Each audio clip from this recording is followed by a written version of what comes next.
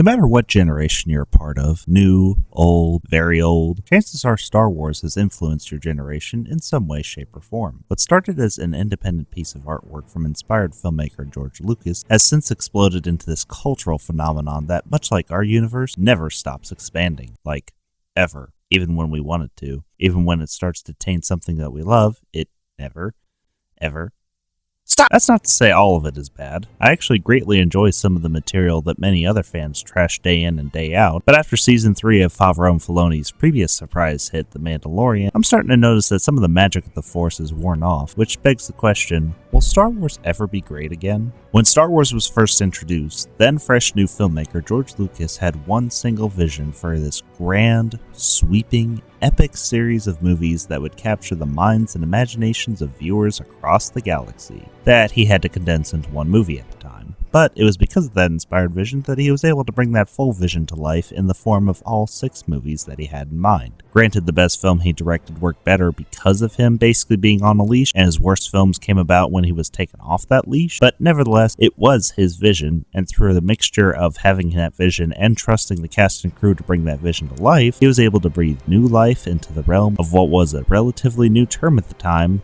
blockbuster cinema. The Mandalorian actually turned out to have similar success through the same process, and is actually a good example of how the process that followed after that process turned out to be the wrong choice. Favreau and Filoni had a vision for a grand story arc that Disney was able to help them bring to life. They told that story, they wrapped up that story, and then the studio demanded that they keep the train rolling so they keep the dough rolling. Something that I mentioned before that Marvel and Pixar have also been put through. In fact, Book of Boba Fett was clearly such an uninspired vision of theirs that they just ended up halfway through using it as a way to retcon the perfect story arc they wrapped up in Mando Season 2. And Season 3 was a visual representation of their struggle to find any more purpose in the franchise. This is why Lucas, despite many authors and show creators finding ways to expand the universe, never made any more mainstream movies after his prequel trilogy, because he told the story that he wanted to tell, and that was supposed to be it.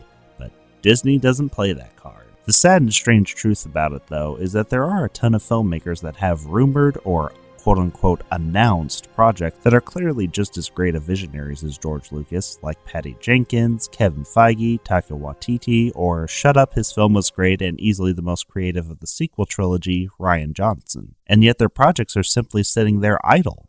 Why? Doesn't anyone at Disney understand the whole reason why a Lucas or Favreau/Filoni had success is because of their grand visions for their stories? And now we have all these filmmakers that have grand visions for stories and you're basically keeping them in the doghouse? It goes back to an unfortunate fault with Disney at the moment that even affects what was previously looking like a grand, eventful, creative animated film allotted for their 100th anniversary.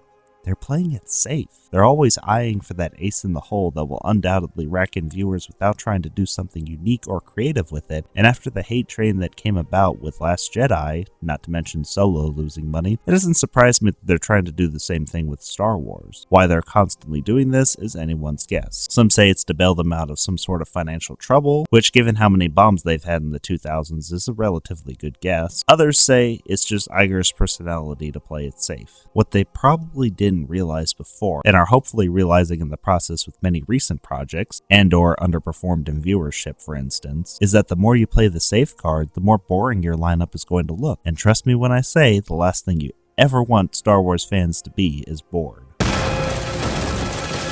Whoa, Mama, finally some action.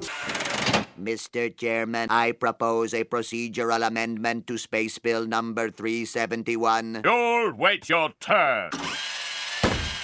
The reason Star Wars in particular went off the rails the way it did, though, is because Disney treated it less like the grand vision that it originally was, and more like, at first, a money-making trampoline that anyone could bounce off of, and then, later on, a trampoline with safety nets, restraining bungee cords, and a 2-bounce limit when too many people got hurt jumping on it. They're simultaneously struggling to find something to do with it and trying to tread lightly so as to not anger the admittedly fragile fan base, and as a result, keep forcing safe bets like the 3rd season of a show that wrapped up pretty well in its 2nd season and, another Rey movie? They have these spitballs rumored, and the only thing they end up concretely announcing is safe bets like that. And here's the thing about Star Wars that nobody at Disney seems to understand.